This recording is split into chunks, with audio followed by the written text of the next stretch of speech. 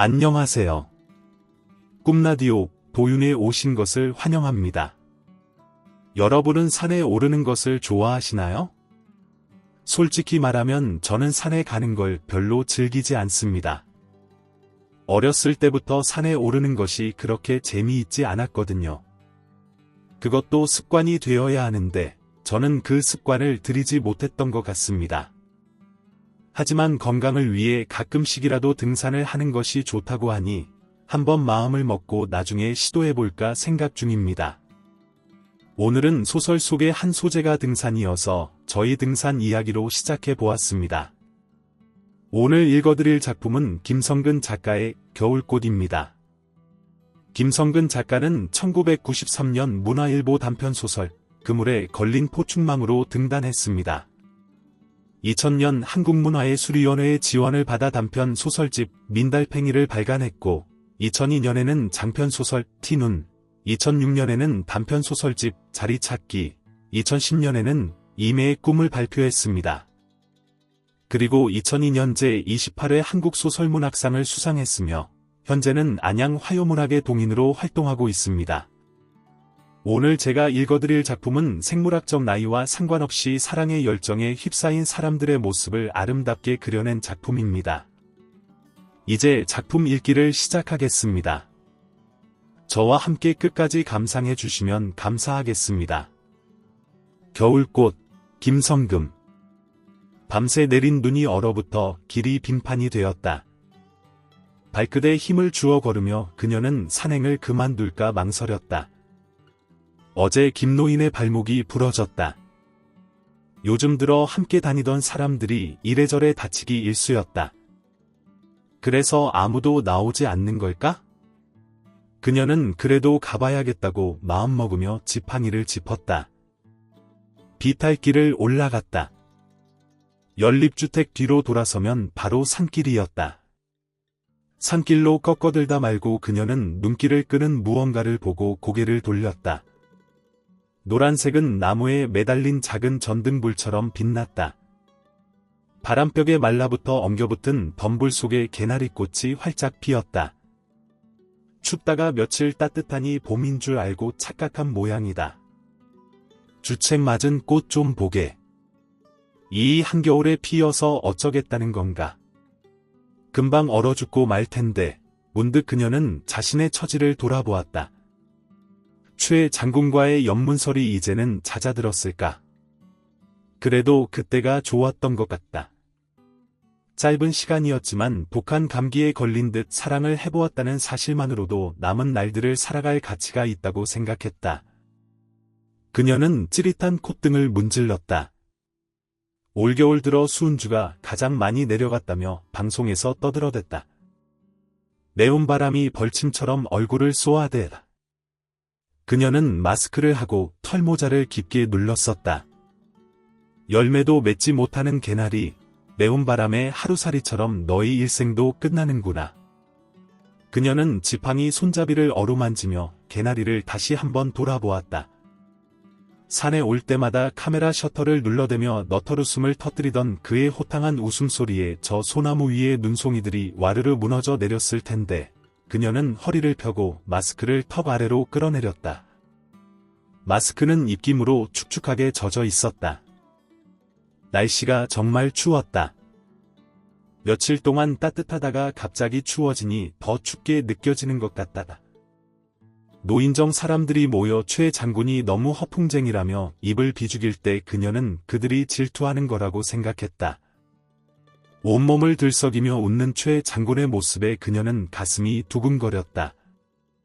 언젠가 둘이서만 산에 왔을 때의 기억이 마음 한 구석을 따뜻하게 했다.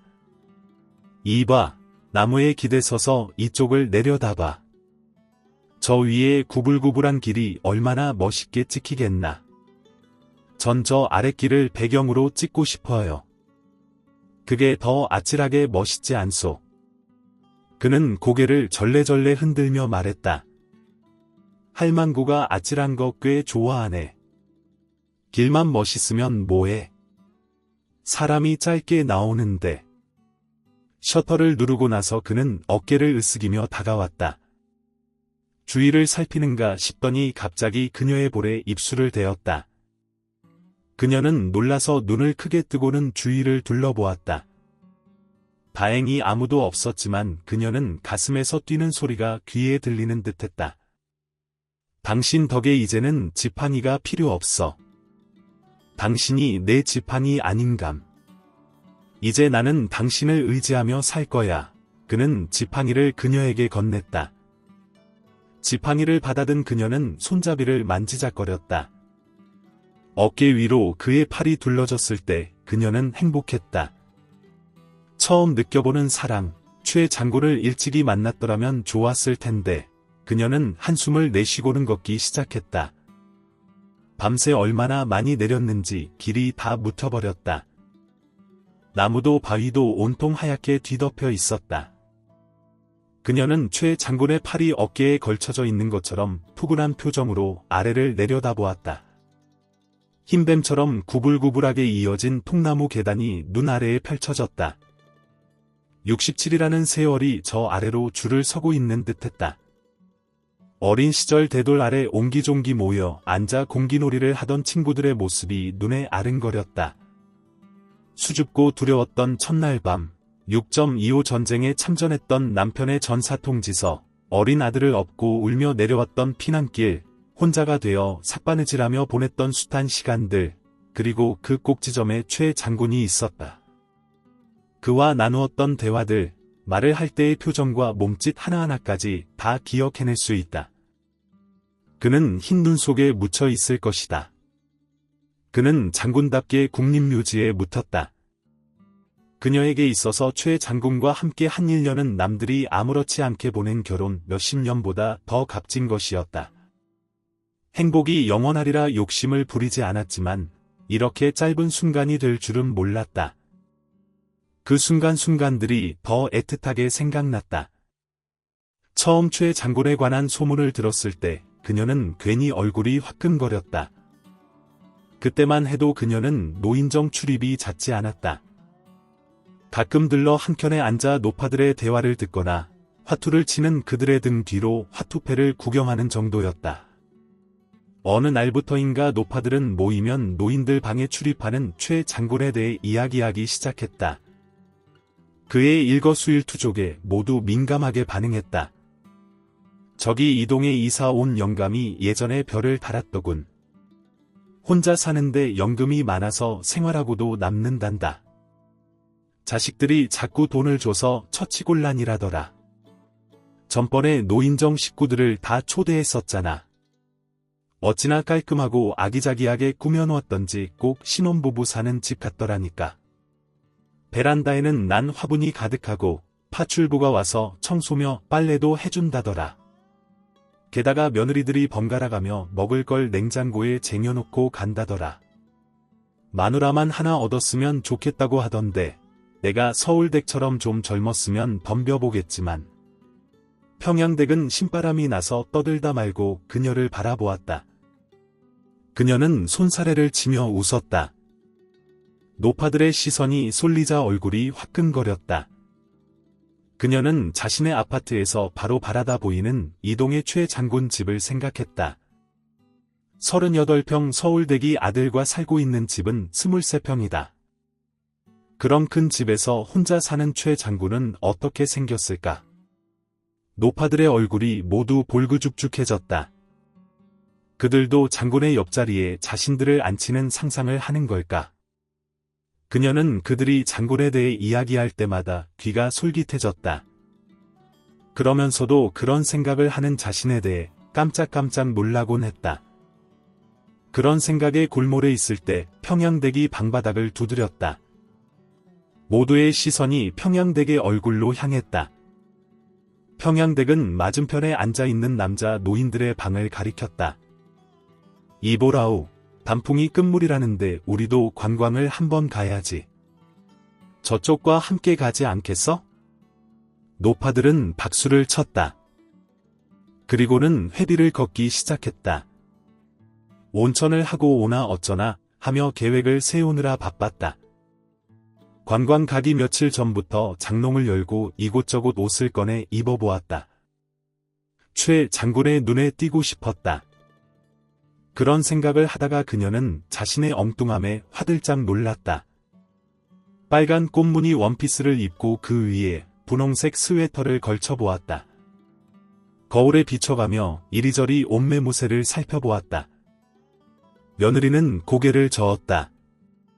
어머니, 관광 가면 아무래도 바지가 편해요. 편한 것만 입다 보니 너무 늙어 보이지 않니? 어머니도 튀고 싶으신가 봐요? 며느리는 까르르 웃으며 가방을 챙겨주었다. 그녀는 속내를 들킨 것 같아 몹시 난감했다. 아들과 며느리에게 섭섭한 마음이 들 때마다 최 장군을 생각했다. 텔레비전에 등장하는 중후한 남성을 떠올리며 얼굴도 보지 못한 최 장군이라는 사람을 은근히 흠모하고 있었다. 드디어 그날이 되었다. 관광버스에 올라탔다. 빈 좌석이 보이지 않았다. 자리를 찾아 기웃거리는데 평양댁이 손을 흔들었다. 여기에 앉으라우. 평양댁의 손짓을 따라가 보니 빈 자리가 하나 있었다. 검버섯 투성이의 노인 여비였다. 지팡이를 가로 걸쳐놓은 것으로 보아 다른 이의 자리를 잡아둔 것 같다. 당황스러웠다. 최 장군은 어디에 있을까? 상상 속에 그려보았던 최 장군의 모습은 어디에도 없었다. 평양댁은 자꾸 앉으라는 사인을 보내왔다. 그러자 검버섯 노인이 지팡이를 창문 쪽으로 옮겨 놓았다. 이 노인에게 무슨 냄새라도 나는 걸까? 왜 하필 이 자리만 비어 있을까? 온갖 생각이 머릿속에서 뒤죽박죽 되었다. 검버섯 노인에게 목례를 하고 자리에 엉거주춤 앉았다. 몇 동에 사시오? 1동에 살아요. 그녀는 조그맣게 대답하며 그의 얼굴을 바라보았다. 그는 웃었다. 눈가의 잔주름들이 부채살처럼 퍼졌다. 나는 2동에 삽니다. 11층 2호에 삽니다. 묻지도 않은 호수까지 말하고 나서 한쪽 눈을 찡긋해 보였다. 그녀는 웅얼거리며 통로 쪽으로 고개를 돌렸다. 우리 집이 1동 1108호니까 베란다에서 내다보면 바로 맞바라다 보이는 집이지 않는가. 가끔 새벽에 베란다에 나와서 서성대는 사람이. 그녀는 그런 생각 끝에 고개를 들었다. 많은 시선이 두 사람을 흘끔흘끔 쳐다보았다. 목적지에 도착했다. 단풍이 그야말로 끝물이라 바스락거리는 가랑잎만 밟았다. 게임을 하는 순서가 되었다. 차 안에서 옆좌석에 앉았다는 이유로 게임에서도 그는 파트너가 되었다. 다리를 묶고 두 사람이 한 조가 되어 뛰는 2인 삼각을 할 때였다. 박자가 맞지 않아서 넘어지고 말았다. 원피스가 허벅지까지 기어 올라갔다. 모두들 손뼉을 치며 폭소를 터뜨렸다. 그녀는 돌아오는 차 안에서도 내내 부끄러웠다. 관광 다녀온 후 일주일쯤 지났을 때 평양댁의 인터폰을 받았다. 이보라우, 사진이 나왔으니 노인정으로 빨리 나오라우. 그녀는 거울 앞에 서서 화장을 얇게 한 후 서둘러 노인정으로 달려갔다. 몇몇 사람들이 모여 앉아 수근거리다가 그녀가 들어서자 말을 뚝 끊었다. 이보라우, 뭘 그리 멍청이 서 있나. 들어와 앉으라우. 재미있는 얘기가 있으니 전번에 여행 갔던 얘기들을 했더랬어. 어땠어? 최 장군이 마음에 드나? 그녀는 멀뚱한 눈으로 평양댁을 바라보았다. 평양댁의 손에는 그녀와 검버섯 노인이 한 덩어리가 되어 나뒹구는 모습의 사진이 들려 있었다. 이분이 바로 최 장군이야. 그날 유난히 힐끔거리던 사람들의 시선의 뜻을 알 것 같다. 노인정에 들어섰을 때 말소리가 뚝 끊긴 이유도 알 것 같다. 하지만 너무 실망이었다. 자신이 꿈꾸었던 이상형이 아니었다. 이봐라, 관광 갔다 와서 한 쌍이 탄생하지 않았겠어? 사진을 흔들며 평양댁은 희죽이 웃었다. 그녀의 가슴이 철렁 내려앉았다. 이건 또 무슨 해괴한 소리인가? 오동에 살고 있는 과수댁 있잖나. 미국 영감이 과수댁 내로 들어가 살기로 했다더만. 미국 영감 횡재했지. 농감 쪽이 좀 꿀리긴 하지만 자기가 좋다고 하더라. 미국서 한 달만큼씩 용돈을 보내준다니까 돈 걱정 없고 재미있을 거야. 지금 그 얘기 중이라. 그녀는 비로소 긴장된 얼굴 표정을 풀었다. 두 사람 다 외로운 처지고 딸들도 찬성하는 눈치라 아주 살림을 합치기로 했다네. 요즘 노인들 스피드 시대 아니갔어. 미국 영감네는 노인정에서 친한 몇몇을 초대했다. 그녀는 평양대기 잡아끄는 통에 못 이기는 척 따라 나섰다. 거실에는 카페트가 깔려 있었다. 남자들은 벌써 자리를 잡고 앉아 있었다. 여자들이 들어서자 모두 일어서며 자리를 내주었다. 평양댁과 그녀는 주방으로 들어갔다. 과일이며 생선회, 마른 안주 접시가 식탁 위에 가지런히 놓여 있었다. 그녀는 몸을 제게 놀리는 과수댁을 바라보았다. 화려한 꽃무늬의 앞치마를 입은 과수댁은 행복해 보였다. 미국 영감은 벌겋게 달아오른 얼굴로 연신 주방을 기웃거렸다. 뭐 도와줄 거 없어요? 평양댁은 신랑의 어깨를 돌려 세웠다. 과수댁들 눈에 불나게 하지 말고 가만 앉았으라오. 그는 어깨를 으쓱 올리고는 거실로 돌아갔다. 그녀는 마련해 놓은 음식 접시를 날라다 상 위에 가지런히 배열했다. 옆 얼굴에 따가운 시선 하나가 와닿는 느낌이 들었다. 하지만 얼굴을 돌려 그 사람을 바라볼 용기가 없었다. 손끝이 떨렸다. 그의 시선이 와닿는 곳마다 화끈 달아오르기 시작했다. 아, 장군님 그만 쳐다보세요. 오늘은 미국 영감님이 주인공이십니다. 빼빼 마른 권노인이 짓궂게 웃었다. 그는 서울대과 동갑내기라 다른 이들보다는 스스럼없게 대하는 편이었다. 답장 남자 여자 가리지 말고 사이사이 끼어 앉읍시다. 장군은 옆자리를 남겨놓고 아무도 앉지 못하게 말렸다. 그녀는 주저했다. 아무리 둘러봐도 남은 자리가 거기밖에 없었다. 천천히 다가가 앉았을 때 권노인이 또 한마디 했다. 전번 관광 때부터 장군이 갑장을 찍어놓은 거요. 다음에는 그쪽에서 국수 먹을 일 생기는 거 아닌가? 권노인의 말에 장군은 온몸을 흔들며 너털웃음을 웃었다. 지팡이를 좌석 위에 걸쳐 놓았던 게 애초 그의 의도였나. 평양댁의 사인도 평양댁을 바라보자 그녀는 손사래를 치며 너스레를 떨었다.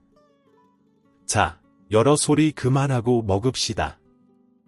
집에 돌아와서도 내내 미국 영감네에서 있었던 일들이 마음을 어지럽혔다. 아 웬걸, 건달놈들이 아가씨를 희롱하고 있더구만. 그래서 내가 지팡이를 높이 쳐들고 놈들에게 큰 소리를 쳤지. 아 이놈들아, 내가 검도 팔다니다 하고 소리를 질렀더니 놈들이 혼비백산 발안하더란 말씀이야. 장군의 농담에 노파들이 10대 소녀들처럼 까르르 넘어가는 웃음소리를 냈다. 살아오면서 자신의 웃음소리가 그렇게 컸던 기억이 없었다. 장군은 장내를 휘어잡는 말재주가 있었다. 그녀는 한 발 한 발 자신도 모르게 장군에게 빠져들어가고 있었다. 그녀는 마음을 추스르기 위해 사진첩을 꺼냈다. 결혼식 때 찍은 흑백 사진이 누렇게 변색되었다. 남편의 얼굴을 쓸어부었다. 아무런 감정도 잃지 않았다. 사진에 빛이 바래는 것처럼 남편에 대한 기억도 바래는 것 같다. 수절하며 살아온 지 40여 년이었다. 30대는 과부하고 넘보며 유혹해 오는 남정네들이 많았다. 남자 생각이 나지 않았던 것은 아니나 자식 하나 올바로 가르치겠다고 재봉투를 돌리고 또 돌리면서 긴 세월을 버텨내며 즐기게 살아왔다. 그렇게 살아온 세월인데 이제 와서 검버섯 투성이의 영감, 그것도 70을 넘긴 영감 때문에 잠을 설친다는 사실이 도무지 믿기지 않았다. 장군은 사람들이 모인 자리에서 공공연하게 그녀에게 관심을 보였다. 장군에게 마음을 빼앗기고부터 그녀는 늦잠을 자기 시작했다. 아들과 며느리의 두렁거리는 소리가 들려왔지만 일어나지 못했다. 아침마다 아들이 출근하는 걸 보기 위해 서둘러 일어났었다. 그런데 그런 일들이 무의미하게 여겨지기 시작했다. 얼마 전까지만 해도 누런 얼굴로 식탁에 나와 앉은 아들을 보면 마음이 짠했었다. 어떻게 키운 내 자식인데 밤새 며느리가 아들의 진을 다 뺀 것이 아닌가 싶어 며느리가 얄미웠었다. 그런데 그런 일들이 이제는 아무런 의미도 주지 못했다. 아들이 나가고 현관문이 닫히는 소리를 듣고서야 자리를 털고 일어났다. 아침밥을 삼키려고 했지만 혓바닥이 깔깔하고 목구멍이 뜨끔거렸다. 젓가락으로 밥알을 깨덕이고 있자 며느리가 행주를 든 채 맞은편에 와 앉았다. 어머니, 무슨 걱정거리가 있으세요? 그녀는 고개를 가로저었다. 괜시리 사춘기 아이처럼 목이 메었다. 어젯밤에 못 주무셨어요. 아범이 걱정 많이 하던데요. 전날 밤 아들과 맞닥뜨렸던 걸 생각하면 창피해서 숨고 싶었다. 며느리는 아는지 모르는지 행주만 비틀어대고 있다. 하도 잠이 오질 않길래 마루 문을 열고 베란다로 나갔다. 20여 평의 작은 아파트라 베란다라고 해봐야 세탁기 옆에 손바닥만한 공간이 전부였다. 장군의 집을 바라보았다. 아직 불이 꺼지지 않고 있었다. 커튼이 젖혀지면서 그의 모습이 드러났다. 저 사람은 무슨 재미로 살아갈까 그런 생각을 하며 내다보고 있는데 이쪽을 향해 그가 손을 흔들었다. 그녀는 깜짝 놀라 머리를 수그려 몸을 숨겼다. 다시 고개를 살며시 들어 건너다 보았을 때 그도 허리를 굽히고 있었다. 그가 실제로 손을 흔들었는지 헛것을 보았는지 가물거렸다. 손을 흔들었다면 다시 한번 이쪽을 넘겨다 볼 텐데 그는 아직도 허리를 구부리고만 있었다. 이게 무슨 조화일까? 그녀는 단숨에 그곳으로 날아가고 싶은 충동을 느꼈다. 식구들은 모두 잠들어 있었다. 새벽 2시 이 시간쯤에는 경비들도 엎드려서 잠이 들어 있기 마련이었다. 그녀는 살금살금 발뒤꿈치를 들고 화장실로 들어갔다. 배추를 솎아낸 텃밭처럼 듬성듬성한 머리카락이 을씨년스러웠다. 그녀는 가은 빛으로 여러 차례 문질러 머리카락이 풍성해 보이도록 부풀렸다. 눈썹을 그리고 입술 연지도 연한 색으로 발랐다. 장롱을 뒤져 관광 때 입었던 꽃무늬 원피스로 갈아입었다. 현관 열쇠를 집어들고 문을 열었다. 현관문이 경첩해서 쇠소리가 크게 울렸다. 어머니, 이 시간에 어딜 가세요? 아들이 두 팔을 들어 크게 기지개를 켜며 나왔다. 그녀는 얼굴이 화하게 달아올랐다. 잠이 오지 않아서 바람 좀 쐬려고 아들은 고개를 갸우뚱거렸다. 그녀는 신을 벗고 거실로 올라섰다. 그냥 들어가마. 신경 쓰지 말고 들어가 자거라. 그녀는 아들의 등을 떠밀었다. 방으로 들어가며 웅얼거리는 소리가 들렸다. 노망이라셨나. 그녀는 방으로 들어가 문을 잠갔다. 자신의 마음을 아들에게 들킨 것만 같다 조마조마했다. 세상에 태어나서 이런 감정은 처음이었다. 밤새도록 장군을 만나야겠다는 생각만이 머릿속을 가득 채웠다. 보고 싶다, 만나면 무슨 말을 해야 하나 등등. 그녀는 아침밥을 뜨는 둥 마는 둥 자리에서 일어났다. 며느리는 어젯밤 못 잤냐는 물음에 그녀가 대답을 안차 무안했는지 식탁 위에 접시들을 말없이 치웠다. 방에 돌아오자 그녀는 관광 때 찍은 사진을 들여다보았다. 그가 이렇게 질문하면 이렇게 대답해야지, 좋아하느냐고 물으면 어떻게 대답해야 할까, 고개만 끄덕일까, 미국 영감네처럼 살림을 차리자고 하면 어떻게 대답할까. 그런 생각들은 상상만으로도 달콤했다. 남편의 얼굴을 정면에서 바라본 기억이 없었다. 예전 사람들은 다 그랬던 것 같다. 그래서일까 남편의 모습이 선명하게 그려지지 않았다. 하지만 그는 달랐다. 가만히 누워있으면 그의 몸집, 걸음걸이, 너털웃음, 지팡이 그의 모든 것이 하나에서부터 10까지 손끝에 닿을 것처럼 가깝게 느껴졌다. 노인정에서는 관광 다녀온 뒤로 등산반을 모집했다. 장군이 그 모임에 든 것을 평양댁에 알려줬다. 수근거리던 사람들이 몇 가입했다. 그녀도 명단에 이름을 올렸다. 그들은 등산 장비를 사기 위해 몇 번 만났다. 스포츠센터에 갈 때 장군은 늘 그녀 옆에 붙어 다녔다. 내가 지팡이를 짚고 다니는 건 다리의 파편이 바뀌었기 때문이요. 전번에 나 때문에 넘어져서 미안하오. 심하진 않지만 약간 다리를 절지요. 마누라를 잃고 나서 난 이 지팡이를 의지하고 산다오. 그녀는 그의 지팡이를 새삼스럽게 바라보았다. 그 몰래 지팡이를 한번 쓰다듬고 싶은 충동이 일었다. 그것은 어쩌면 그의 모든 것을 보듬어 안고 싶은 건지도 몰랐다. 그와 대화를 하면서부터 그녀는 얼굴에 생기가 돌기 시작했다. 그동안 밥을 먹지 못했었고 잠을 이루지 못했던 것이 싹가시였다. 등산반은 매일 새벽 5시에 아파트 후문에 모여 출발했다. 수리산 중턱까지 가서 약수를 받아 내려오면 6시 반이 되었다. 보름 정도 그렇게 다니고 있을 때였다. 산에서 돌아오자 그날도 아들이 식탁에서 밥을 먹고 있었다. 어머니, 요즘 이상한 소문이 돌아요. 노인정이 아니라 연회정이라고요. 할머니들끼리만 다니시지 그래요.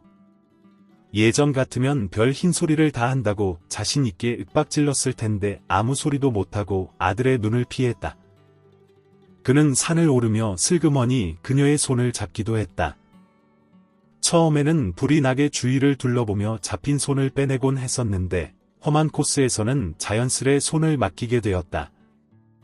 작년 겨울 기온이 영하 10도를 오르내리는 추운 날씨였다. 눈이 많이 내린 날이었다.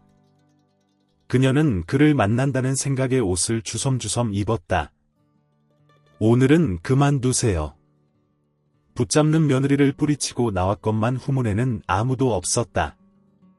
이런 추위에 산에 가겠다고 나선 게 무리지 내가 어지간히 미치긴 미친 모양이야. 그녀는 중얼거리며 뒤돌아섰다. 그때 그가 막 후문을 통과하고 있었다. 오늘은 아무도 안 가려는 모양입니다. 올라가시겠습니까? 아니면 저희 집에 들러 차나 한잔 하시든지. 그녀는 난감했다. 산에 가기도 힘들 것 같고 그렇다고 그의 집에 이른 새벽에 들르는 것도 어째 남사스러웠다. 그러나 마음속에서는 이 기회를 놓치지 말라는 엉뚱한 욕심이 피어올랐다. 우물쭈물하고 있는데 그가 팔을 잡아 끌었다. 그녀는 못 이기는 척하면서 그를 따라 이동으로 들어섰다. 경비가 일어서서 허리를 굽히다 말고 그녀를 이상한 눈초리로 쳐다보았다. 이미 내친 걸음이라 그녀는 눈을 질끈 감고 들어갔다. 현관문을 들어서서 그들은 등산화 끈을 풀었다. 신발장에 놓인 비좁은 공간에서 둘만의 숨소리가 크게 들렸다. 신발끈이 잘 풀리지 않았다. 손가락이 곱기도 했지만 어색한 분위기 때문에 손가락이 떨렸기 때문이었다. 그는 자신의 등산화 끈을 풀다 말고 그녀의 손을 잡았다. 그녀는 숨을 제대로 쉴 수가 없었다. 그는 그녀의 등산화 끈을 풀어주었다. 정신이 신미나 달아난 것처럼 몽롱했다. 검은 내자 소파에 앉아서 바닥만 내려다보고 있던 그녀는 고개를 조금 들고 주위를 돌아보았다. 장식장에는 크고 작은 고급 도자기들이 놓여 있었다. 베란다에는 난 화분이 즐비했다. 그녀는 정신을 차리고 주방으로 들어갔다. 가스렌지 위에 유리 주전자 바닥을 파란 불꽃이 핥고 있었다. 주방은 깔끔하게 정돈되어 있었다. 노인정 사람들의 말대로였다. 차를 마시면서 그는 베란다에 놓여 있는 분재를 가리켰다. 그의 손끝을 따라가니 하얀 꽃망울이 보였다. 저게 바로 눈 속에 산다는 설중매요. 그리고 저건 단풍. 지금은 잎이 다 떨어져 나목이 되었지만 그녀의 마음에 젊은이처럼 꽃불이 지펴지고 있었다. 저기 마주 보이는 집이 제가 살고 있는 집이에요. 베란다에 서 있다가 장군님이 화분을 돌보시는 걸 가끔 봤어요. 그녀는 어렵사리 운을 떼었다. 서울댁도 요즘 잠을 못 이루시는 모양이군요. 나는 대개 잠이 오지 않는 깊은 밤에만 베란다에 나오는데 그 시간에 나를 보다니. 그는 말끝을 흐리며 젖은 눈으로 그녀를 바라보았다. 솔직히 말하자면 나는 당신 때문에 잠을 잘 수가 없소. 당신을 처음 본 그날부터 줄곧 입맛을 잃었어. 평양댁에게 부탁을 했었어. 버스 탈 때 당신을 내 옆에 앉혀달라고. 당신 얼굴이 어른거려서 도무지 아무 일도 손에 잡히질 않소. 그의 목소리는 깊은 우물 속에서 울려나오는 것처럼 그녀의 가슴 속에서 메아리 쳤다. 그는 그녀를 끌어안았다. 그들은 누가 먼저랄 것도 없이 입술을 포기했다. 시간이 정지한 것 같다. 그는 그녀의 손을 이끌고 안방으로 들어갔다. 그녀는 갈피를 잡을 수가 없었다. 이래서는 안 되는데 아들에게 무슨 말을 할 수 있을까? 며느리에게 무슨 낯으로 대할까 하지만 그녀는 그가 하는 대로 저항 없이 받아들였다. 그녀는 40여 년 만에 처음으로 남자를 받아들였다. 청룡열차를 탄 것처럼 정신을 차릴 수가 없었다. 얼마나 시간이 흐른 걸까? 유리창으로 태양이 기웃거렸다. 그녀는 깜짝 놀라 일어났다. 그는 깊은 잠에 빠진 것 같다. 그녀는 머리카락을 매만졌다. 방문을 살며시 닫았다. 배낭을 짊어지고 현관을 빠져나왔다. 계단을 다 내려와서야 약수를 받지 않았다는 데에 생각이 미쳤다. 물도 받지 않고 이 시간에 어디 있다가 오느냐고 아들이 물으면 대답이 궁했다. 집에 들어서자 아들은 이미 출근한 뒤였다. 시간이 그렇게 빠른 속도로 지나갈 수 있다는 것도 새로운 경험이었다. 그를 만나기 전 그녀에게 있어서 시간은 늘 지루한 것이었다. 늦게 배운 도둑질의 날새는 줄 모른다는 속담이 떠올랐다. 그녀는 다시 한번 얼굴이 화답해지는 걸 느꼈다. 배낭을 베란다 빨래 거리에 걸어놓고 방으로 들어갔다.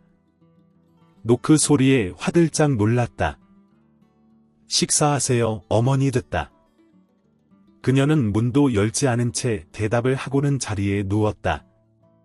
상상으로만 그려보았던 그와의 일들이 실제로 일어났다는데도 비현실적으로 느껴졌다. 미국 영감님처럼 우리도 합칩시다. 우리 아이들은 대찬성일 거요. 오늘이라도 당장 아드님에게 상의해봐요. 그녀는 자신이 없었다. 오동 과수댁네의 딸들은 쌍수를 들어 환영을 했다고 한다. 아들도 그랬으면 하는 마음이 간절할 뿐이었다. 봄을 보내고 여름을 보내고 추석 차례를 지내고 나서야 아들에게 어렵사리 운을 떼었다. 그럼 그게 소문만은 아니었군요. 어머니는 딴 사람 같아요. 왜 그러세요? 노망이나 하셨어요? 집안 망신시킬 일 있어요. 어머니가 그리 가고 나면 그쪽에서야 좋겠지만 우리는 곤란하다고요. 나중에 어머니는 어느 집 묘소에 묻힐 건가요? 제사는 또 누가 지내나요? 어느 집 귀신이 될 거냐고요. 아들은 이맛살을 찌푸리며 조목조목 따졌다. 그녀는 머리가 아프기 시작했다. 이제 어떻게 살 것이냐가 문제가 되는 나이가 아니라 어떻게 죽을 것인가를 걱정해야 될 나이였다. 거기까지 생각이 미치지 못했다. 장군과 남아있는 생을 행복하게 보내고 싶다는 열망만 갖고 있었다. 그녀는 그 자리에서 정신을 놓아버렸다. 웅성거리는 소리에 눈을 떠보니 응급실이었다. 장군의 얼굴이 보였다. 아들과 며느리의 얼굴도 보였다. 그녀는 눈물을 삼키며 그를 바라보았다. 그가 고개를 끄덕여 주었다. 며칠 후 서울대기 몸을 추스리자 아들은 장군을 집으로 초대했다. 어머니가 원하신다면 결혼하세요. 하지만 가방 싸들고 들어가지는 말고 정식으로 재혼 절차를 밟으세요. 그에게로 돌아선 아들은 어머니가 나중에라도 혼자 살 수 있는 기틀을 마련해달라고 또 부러지게 말했다. 그녀는 당황했다. 그는 아들을 물끄러미 바라보았다. 그런 걱정은 말게. 결혼식 올리기 전에 아파트를 어머니 명의로 변경해 놓을 테니 양가의 자녀들이 잡아놓은 결혼식 날짜는 그로부터 한 달 뒤였다. 그 한 달이 1년은 되는 듯이 길었다. 소문은 아파트 전체를 들썩거릴 지경으로 퍼져나간 모양이었다. 보는 사람마다 인사였다.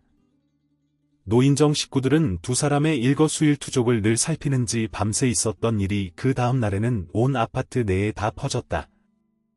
서울대기 새벽녘에 장군의 아파트에 몰래 숨어 들어가더라. 맛있는 음식을 해놓으면 나만 아는 게 없다더라. 어머니 채통 좀 지키세요. 남사스러워서 고개를 들고 다닐 수가 없네요. 아들은 날짜가 다가올수록 짜증을 내었다. 그렇지만 보고 싶은 열망을 꺾지는 못했다. 그가 열쇠를 주었다. 언제든 보고 싶을 때 마음 놓고 드나들 수 있었다. 새벽녘 베란다에 나아가 그쪽을 보면 그가 손을 흔들었다. 그건 환영이 아니었다. 그녀는 서둘러 그에게로 달려갔다. 그녀는 그때의 따뜻했던 기억을 떠올리다가 미끄러질 뻔했다. 지팡이도 오늘은 재구시를 못하고 있다. 하얀 눈을 덮어쓴 묘를 돌아보았다. 그는 이곳을 지날 때마다 벌건 흙이 그대로 드러나 있어 늘 마음이 짠하다고 했었다. 발걸음을 옮기면서 그와 함께했던 추억들이 새록새록 떠올랐다. 수리산은 유난히 소나무가 많다. 산림욕장으로는 적격이었다. 그와 함께 하루에 한 번씩 이 소나무 숲을 거닐곤 했었다. 봄이면 물이 오른 새싹이, 여름에는 짙은 초록 숲이, 가을에는 예쁜 단풍. 이 겨울에는 설경이 좋았다. 둘 다 멀리 여행은 못했지만 매일 산에 오르면서 계절의 변화를 누리고 살았다. 산이 노을처럼 아름답게 물들었던 지난 가을, 그는 낙엽처럼 이 세상에서 떨어져 나갔다. 그는 그녀와 함께 자다가 심장마비를 일으켰다. 알타가 죽었다면 덜 괴로웠을 것이다. 갑자기 세상을 뜨고 나자 자신의 자리가 어색해서 견딜 수가 없었다. 단지 내에서는 여자를 너무 밝히더니 복상사를 했다는 등 구구한 소문이 나돌아 얼굴을 쳐들고 나다니기가 민망했다. 70이 넘은 노인네가 연애한다고 정정하다며 떠돌던 소문이 채 울타리 밖을 넘어가기도 전에 저 세상 사람이 되고 말았다. 그녀는 마지막 오르막길을 남겨놓고 지팡이를 내려놓았다. 주머니에 늘 넣고 다니던 사진을 꺼내 들었다. 그와 함께 찍은 사진을 보면 아직도 그가 살아있는 것만 같았다. 그녀는 사진을 점퍼 주머니에 집어넣고 지팡이를 집어들었다. 이 마지막 오르는 길을 그는 지옥 코스라고 불렀다. 그래서 도착하면 모두들 낙엽 위에 질펀하게 앉았다. 그만이 서 있었다. 앉아서 쉬면 더 힘들다며 나무에 기대어 서서 쉬었다. 그녀는 힘겹게 지옥 코스를 다 올라가서 마스크를 벗었다. 숨이 가쁘고 이마에는 땀이 끈적였다. 산중턱에 올라 찬바람을 맞을 때마다 그녀는 그의 팔이 그리워졌다. 이제 평탄한 산등성이가 나와 걷기에 수월했다. 아이젠을 하지 않고 길을 나서 조금은 미끄러웠지만 지팡이로 짚어가며 천천히 걸었다. 누군가 산중턱까지 올라와 비질을 하고 간 모양이었다. 그녀는 비질이 된 길을 조심조심 내려가기 시작했다. 이곳에서는 언제나 2인 삼각할 때처럼 둘이 어깨를 겹고 발을 맞추어 걷곤 했었다. 여행 때처럼 나뒹굴지 않도록 조심스럽게 발을 내디뎠다. 그녀는 눈이 덮은 돌멩이를 밟고 미끄러질 뻔했다. 그때 일을 생각하면 지금도 달콤한 환상에 빠지곤 했다. 노인정에서는 두 사람의 연애 사건을 놓고 시샘도 많았다. 이보라우 새벽에 냄비에 뭘 담아 들고 장군 집에 갔더랬어. 당신이 냄비 들고 가는 걸 이 사람들이 모두 보지 않았겠어. 서울댁 때문에 잠 설치는 과부들이 많다는 걸 생각해야지. 새벽에 가서 그것도 하는감. 그녀는 말을 못하고 고개를 푹 숙였다. 이보라우 나이 70이라도 기우는 이까디 하기야 문띠방만 기어 넘어갈 힘만 있으면 남자들은 그걸 한다더만 노빠들은 방바닥을 두들겨가며 웃었다. 처음이자 마지막 꽃을 피웠던 연애 사건을 떠올리며 그녀는 희미하게 웃었다. 산모퉁이를 돌자 통나무 다리가 나왔다. 지팡이를 짚고 조심조심 건넜다. 나무다리를 건너고 나면 곧장 내리막길이었다. 그 아래로는 돌밭이 이어져 있다. 다리가 후들거렸다. 흙이 있을 법한 곳을 골라 지팡이로 짚어가면서 천천히 내려갔다. 벽 모양으로 탑을 세워놓은 곳에서 낯익은 등산복 차림의 일행들이 한 무리 눈에 띄었다. 무릎까지 오는 파란 양말이 신선해 보인다. 멀리서 보면 젊은 사내들 같다. 대여섯 명의 일행 중에 평양댁도 끼어 있다. 이봐요, 서울댁 같이 갑시다. 등산화에 모자까지 똑같은 패거리는 노인정 식구들이었다. 그동안 함께 다니던 노인들이 여럿 줄었다. 장군처럼 저 세상으로 간 사람도 있고 자식들을 따라 이사 온 노인도 있다. 이보라우, 서울댁 잘해시다. 이제 혼자 다니지 말고 함께 다니자오. 평양댁은 그녀의 배낭을 큰 손으로 턱턱 쳤다. 평양댁의 마음 씀씀이가 고마웠다. 그들은 왁자지껄하게 떠들며 올라가기 시작했다. 깨진 돌들을 철사로 묶어 길을 만든 곳이 그들에게는 제일 난 코스였다. 골짜기로 흐르는 물이 얼어붙어 고드름을 매달고 있다. 배경 약수터는 난간을 붙잡고도 오를 엄두가 나지 않았다. 88 약수터로 올라가는 길도 험난하기는 마찬가지였다. 무릎이 시큰거렸다. 건강하다는 걸 과시하는 양 노인들은 허리를 펴고 팔을 휘둘러가며 걸었다. 그중 바짝 마른 곤노인이 제일 먼저 약수터에 도착해 일행을 내려다보았다. 어이 갑장 빨리 와요. 어째 그리 동작이 굼떠요. 별 우스운 소리도 아니건만. 그들은 온 산이 쪼롱쪼롱 울리도록 허풍스럽게 웃었다. 온몸을 흔들어가며 웃곤 하던 그의 얼굴이 그들 속에 섞여 있는 듯했다. 엄뺨 위로 눈물이 흘렀다. 그녀는 남들이 볼세라 고개를 숙이고는 배낭을 벗었다. 물통을 꺼내어 줄을 세워 놓았다. 물줄기가 반으로 줄어 있었다. 콸콸 쏟아지는 물을 병 아구리가 채 받아내지 못했었는데 물이 엄청 줄었네.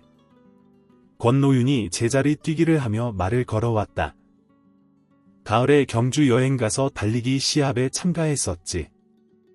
호텔 종업원들이 말리더라고. 그러다가 큰일 당한다나. 노인들은 가슴에 팔짱을 끼고 둘러서서 그의 이야기에 귀를 기울였다. 내가 예전에는 날리던 육상 선수였거든. 그날 1등 했지. 모두들 하루 더 자고 결승전에 참석하라는 걸 그냥 올라왔어. 평양댁의 입술을 삐죽이 내밀었다. 이보라오 암만 해도 동생 말은 허풍인 것 같다. 왜 결승전 안 뛰고 그냥 왔어? 곤노는 겸연쩍게 웃으며 손바닥을 비볐다. 누님도 결승전에서야 질 게 뻔하니까 토였지요. 그들은 가슴에 팔짱을 낀 채 몸을 뒤로 젖혀가며 웃었다. 그들을 바라보며 그녀는 빙긋이 웃었다. 지난 일들이 머릿속을 빠르게 지나갔다. 결혼식을 며칠 앞두고 장군은 심장마비로 세상을 떠났다. 그가 죽고 나자 집을 부동산에 내놓은 그의 아들들과 그녀의 아들 사이에 불미스러운 일들이 오갔다. 그는 아직 아파트를 그녀의 명의로 바꾸어 놓지 않았다. 그리고 구두로 한 약속은 무효일 뿐 아니라 결혼식도 올리지 않은 처지에 내세울 아무런 권리가 없었다. 그녀는 너무나 마음이 아팠기 때문에 그런 일에 신경을 쓸 수 없었다. 그것 봐요. 어머니를 데려가려고 꾸민 연극이었다고요. 어머니는 사기를 당한 거라고요. 아들은 분해했다. 하지만 그녀는 장군과의 행복했던 날들을 떠올렸다. 그리고 자기에게도 언젠가 닥칠 죽음에 대해 생각했다. 서울대 물 받아야지 뭘 그리 넋을 잃고 있어 깜짝 놀라 약수통을 호소해 대었다. 손가락이 떨어져 나갈 듯이 시려웠다. 물을 다 받아서 배낭에 넣었다. 톱니 같은 능선이 하늘을 썰고 있는 듯하다. 썰린 하늘 틈 어디쯤에서 그가 약수터를 내려다보며 미소 짓고 있을지도 모른다. 그녀는 그의 손을 잡듯이 지팡이의 손잡이를 어루만졌다. 어떻게 들으셨나요? 세상에 남자와 여자가 있는 한 존재하고 그리고 인간의 나이와 상관없이 자연스럽게 드는 감정이 저는 사랑이라고 생각합니다. 특히 이성에 대한 사랑은 나이와 시간, 학벌, 돈과 상관이 없죠. 그 오묘하고도 알듯 말듯한 사랑이라는 것이 뭐길래 창피함을 무릅쓰고서라도 또는 어떤 죽음의 위험을 감수하고서라도 사랑하는 사람과 함께하고 싶어지게 만드는 걸까요? 사랑은 악마이며 불리며 천국이며 지옥이다. 쾌락과 고통, 슬픔과 후회가 거기에 함께 살고 있다. 사랑의 고뇌처럼 달콤한 것이 없고 사랑의 슬픔처럼 즐거움은 없으며 사랑의 괴로움처럼 기쁨은 없다라고 이미 많은 사람들이 사랑의 정의를 내렸듯이 사랑은 인간에게 천국과 지옥의 아주 상반된 맛을 동시에 느끼게 해주는 감정임을 인정할 수밖에 없습니다. 오늘 소설의 서울대과 최장군의 사랑도 그랬죠. 사랑을 시작할 때의 설레임, 서로 마음을 알아챘을 때의 망설임 없는 뜨거움과 열정, 그리고 사랑이 사라졌을 때의 슬픔이라는 사랑에 대한 모든 것을 두 사람은 아주 짧은 순간 모두 경험했습니다. 생물학적인 나이에 상관없이 뜨거운 사랑을 나눈 두 사람이 저는 너무나 아름답게 보였습니다. 어떤 가수가 부른 노래에 이런 부분이 있죠? 사랑은 아무나 하나 맞습니다. 사랑은 아무나 못합니다. 그만큼 용기가 필요하고 열정이 그리고 뜨거움이 있어야 합니다. 그래서 두 사람을 응원했어요. 저는 말이죠. 두 사람이 노년에 노막 낳느냐는 자식의 신란에도 불구하고 시작한 사랑의 절정을 결혼으로 꼭 메꿔서 다만 몇 년이라도 더 행복하게 살기를 속으로 정말 많이 바랐습니다. 그랬는데 작가님도 너무하시지. 어쩌면 그 동네 아파트에서 세기의 결혼이 될 뻔했던 그들의 결혼을 어째 결혼 바로 전에 심장마비로 최장군을 하늘나라로 보내버릴 생각을 하셨을까요? 무심도 하시지 그죠? 40년 만에 다시 신혼의 단꿈을 꾸면서 봄바람 속에 젖어 있었던 두 사람을 왜 그토록 매서운 겨울의 칼바람 속으로 몰아버린 것일까 하고 작가의 생각을 좀 가늠해 봤더랬습니다. 그렇게 두 사람은 10년을 무탈하게 잘 살다가 한날 한시에 두 손을 꼭 잡고 잠자듯이 세상을 떠났습니다. 하는 이야기처럼 너무 평범하게 늘어지는 걸 원하지 않아서였을까요? 소설 속 주인공들이야 오손도손 같이 살면서 행복했을 테니 좋았겠지만 작가님이나 우리들은 영 평범해서 재미가 없었을 수도 있었을 것 같습니다. 그러고 보면 좀 독자들은 독한 면이 있어요. 소설 속 주인공이 모진 고통 속에서 헤쳐나가는 걸 보는 게 취미니까 말이죠. 하여튼 뭘 어떻게 쓰든 그건 작가님 마음입니다. 어쨌거나 서울대객엔 40년 전 잃어버린 줄 알았던 가슴 뜨거운 사랑을 다시 만나게 되었으니 행복했을 것입니다. 그것만으로도 값진 사랑이었다고 저는 생각합니다. 여러분은 어떻게 들으셨나요? 이런 질문을 드려보고 싶은데요. 짧더라도 뜨거운 사랑을 하실 건가요? 아님 이럴 줄 예상을 하고서 아예 시작을 안 하실 건가요? 질문이 좀 이상하죠. 미리 이런 예상을 한다면 뭐 저도 못할 것 같긴 하네요. 이상 파피루스의 아주 주관적인 감상평이었습니다. 가족 여러분 끝까지 들어주셔서 감사하고요. 지금까지 김성근 작가의 겨울꽃을 읽어드렸습니다. 저는 행복한 책 읽기 파피루스의 책 읽는 하루였습니다. 다음에 뵐 때까지 건강하시고 행복하세요.